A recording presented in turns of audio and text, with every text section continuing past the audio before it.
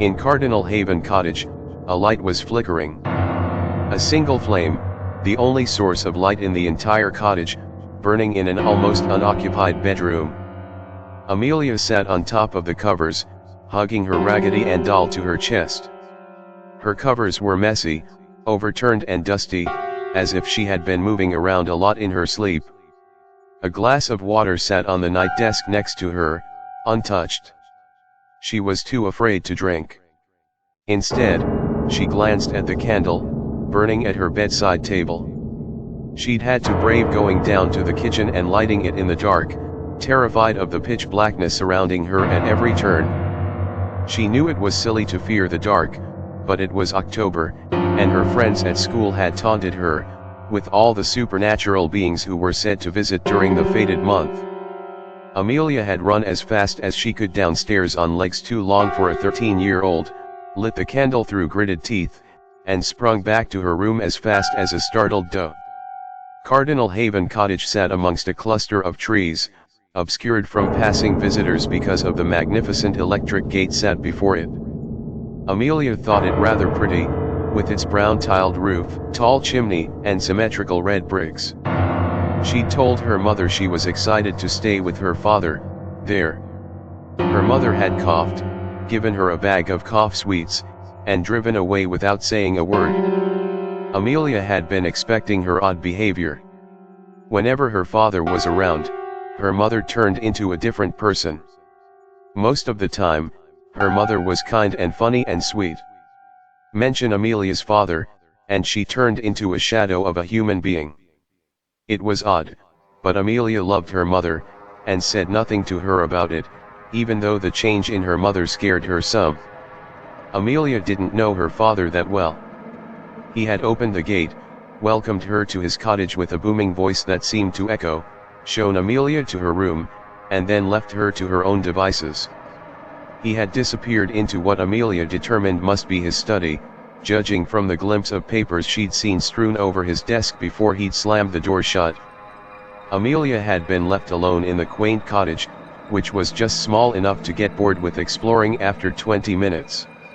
She'd counted every brick in the wall and every crack in the stone flooring before returning to her room for the evening, where she had remained until the lights cut out at exactly midnight. The candle flickered, and Amelia shivered, pulling her doll tighter to her chest. She could just imagine all the ghouls and witches and zombies ready to storm Cardinal Haven Cottage, and how she would almost certainly meet her doom that evening. Rain was pattering against her bedroom window, and thunder was rumbling every time she breathed. She wondered how her father could sleep in such horrible weather, but from the little she knew of her father, she knew he wasn't scared of anything, and a minor storm wouldn't intimidate him in the slightest. Amelia watched the rain, eyes blurring as she tried not to cry. It was ridiculous to be so afraid of something so common, but she'd always had her mother to comfort her when thunderstorms had previously hit. She couldn't go to her father. There was no doubt in her mind that he'd call her a coward, and she couldn't bear the thought.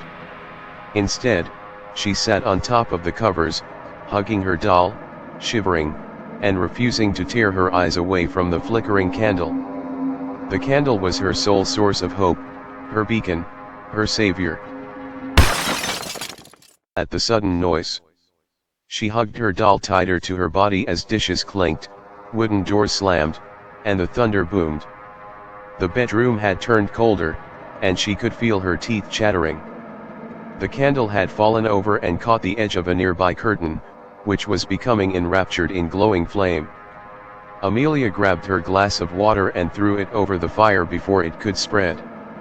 She let out a sigh of relief as the flames diminished, and wiped her forehead, which had warmed from the sudden excitement. Amelia panicked as she noticed there was once again no more light. Her bedroom was dark and gloomy and miserable, and everything Amelia hated. She reached for the candle, fumbling around for any comfort, but the darkness was too overwhelming, and she couldn't find it. She rubbed her eyes, trying to prevent the tears from forming, and knew that she had to be brave. She picked up her doll once more, secure in the knowledge that she had something familiar in her arms. Amelia placed her right hand on the wall of the room, and made her way to the door, stumbling over little trinkets that had fallen over from the power of the wind outside. When she felt the light switch, she pressed it desperately, hoping that the electricity had returned. Nothing but darkness answered her. Walking down the creaky stairs and into the wooden kitchen was not what Amelia would classify as fun. With each step, she took a heavy breath, and turned her head to make sure no monsters were about before continuing her movements. 1 step, check. 2 steps, check. 3 steps, check. She continued checking her surroundings until she'd made it to the bottom of the stairs and found herself face to face with the front door. There was light coming from the door. The first time Amelia had come down to get some light, the room had been pitch black, impossible to see anything.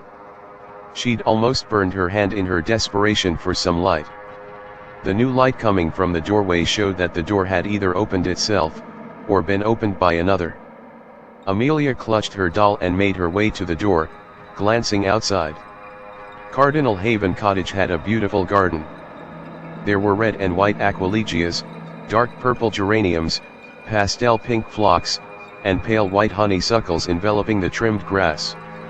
Amelia had found herself transfixed as she walked through the garden earlier until she'd neared the edge and noticed the graveyard just beyond. It was gray, large, and foreboding, and the amount of headstones she could see from the end of the garden haunted her. Feeling a surge of strength, Amelia walked outside, past the garden, and climbed over the small protective gate that surrounded the graveyard. She couldn't explain why she felt drawn there, but there was a strange warmth calling to her, and she felt more protected than she had inside her father's quiet cottage. The graveyard felt lived in, Cardinal Haven Cottage did not. She stopped shivering, doll still clenched in her arms, and glanced at the headstone. A ray of white light covered the marble, and Amelia thought it was beautiful. In loving memory of a dear husband and dad. Raphael Benjamin Carter. September 18, 1975 to July 10, 2018. Amelia frowned, reading the headstone again. That was her father's name. She knew it well. Amelia Carter, Edna Carter, and Raphael Carter. That was her father's date of birth, too. She knew because her mother had the exact same birthday, and Amelia had always found it weird. She shook her head. It couldn't be her father's grave. She'd seen him 6 hours earlier, while she had been eating supper, and he'd been reading in the corner of the room. A shiver ran through her as something that felt like liquid touched her shoulder. She glanced up, unsurprised to see her father standing there, brown eyes grave and serious. Amelia frowned as his fingers passed through her shoulder. She couldn't feel his touch. Maybe her friends at school had been right. Perhaps ghosts really did exist. Amelia, her father said. His voice was still loud and booming, but Amelia could hear a slight reverberation, as if an echo followed each syllable he spoke. The time has come. Gripping her doll tight until her fingers went white. I'm still alive, she told him. I'm not going anywhere. You're not going anywhere, her father agreed, lifting himself until he stood at his full height. Now that Amelia knew he wasn't human, she could see the slight bubbling of his flesh and the pale hue of his skin. It's your turn to fill the capsule for me. Capsule? Amelia murmured. She knew her father had always been an odd soul, but his words still confused her.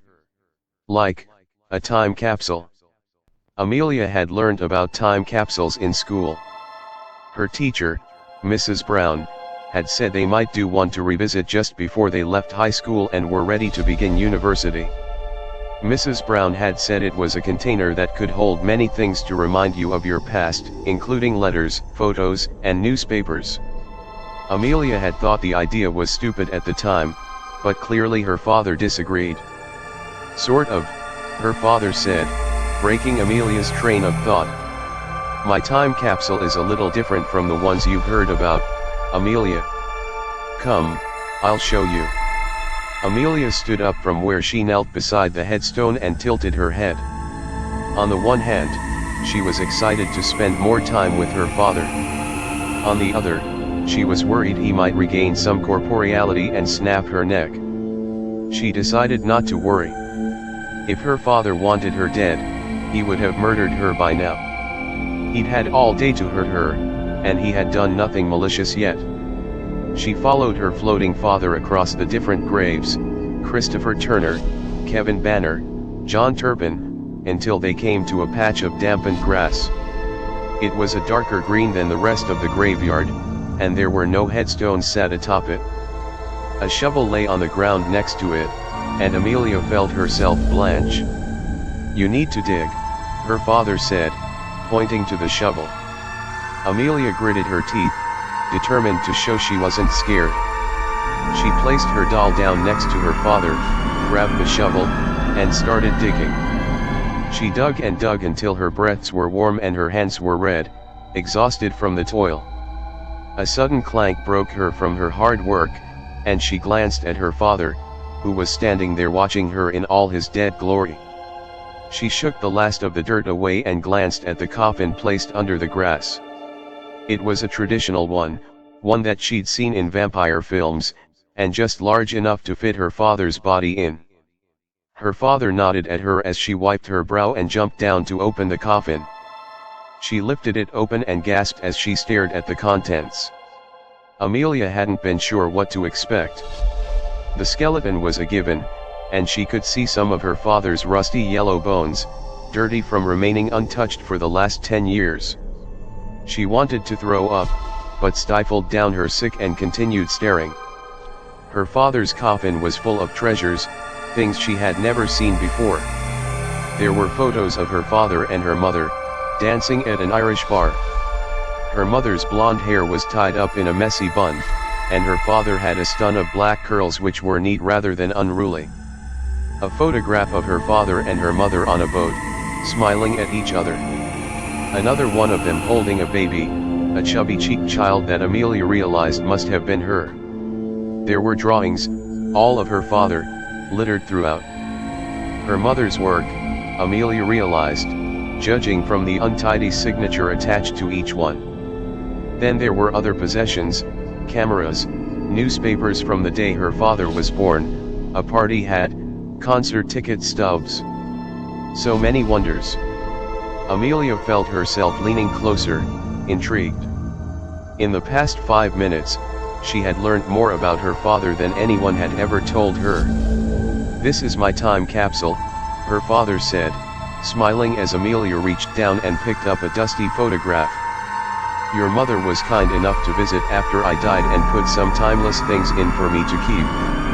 It was the last time I properly spoke to her. She's still scared, frightened. She doesn't understand me. That's why she doesn't talk to me or about me, I'm sure. Does she ever mention me?" "Not really," Amelia answered, placing the photograph back into the grave. "But she can see you, can't she?" "I can see you. We see what we want to see," her father replied. "She sees me for what I am. A ghost. You see me for who I could be to you, a potential father. But your mother was clever. She remembered what I asked of her 10 years ago." "What did you ask her to do?" Amelia asked, feeling a slight shudder overtake her body. She had a suspicion of what her father had asked. "On the 10th anniversary of my death, I asked her to bring my daughter to Cardinal Haven Cottage, so she could add to my time capsule, give me new things to enjoy while stuck in my grave," her father said. "And she did. Your mother's a remarkable woman, Amelia.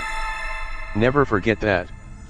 "I won't," Amelia responded, frowning. "So you want me to leave something in here?" "Like what?" "Something personal to you," her father said. "Something so I can always remember you." Amelia smiled and nodded her head. "I have just the thing." She picked up the Raggedy Ann doll that had been her constant companion throughout the day and showed it to her father, who smiled. The doll was rather old, one that her mother had had as a child, and she knew it would help her father remember them both. The blue dress was dirty, aged from how long it had been in their family, and the red hair had faded into an unbecoming pink. Still, it was Amelia's favorite possession. She hugged it once more, before kissing the doll's soft forehead, and placing it in her father's grave. Her father watched, a proud smile on his face, as Amelia said goodbye to her constant protector. 10 years, Amelia, he said, while Amelia worked hard to fill the grave once more. 10 years and someone else needs to add something to my grave. Please don't forget. I'll come back and have a look in 10 years, Amelia promised. And if I can, I'll try to get Mum to visit too. You are the best daughter I could ever ask for, her father said, before slowly fading as the grave sealed up once more. Amelia coughed, placed the shovel back down, and glanced around in the darkness. The only light available came from the stars, but she found that the night sky didn't terrify her anymore. The thunderstorm had stopped, and the bright graves danced like beacons in her vision. For the first time in 13 years, Amelia felt safe.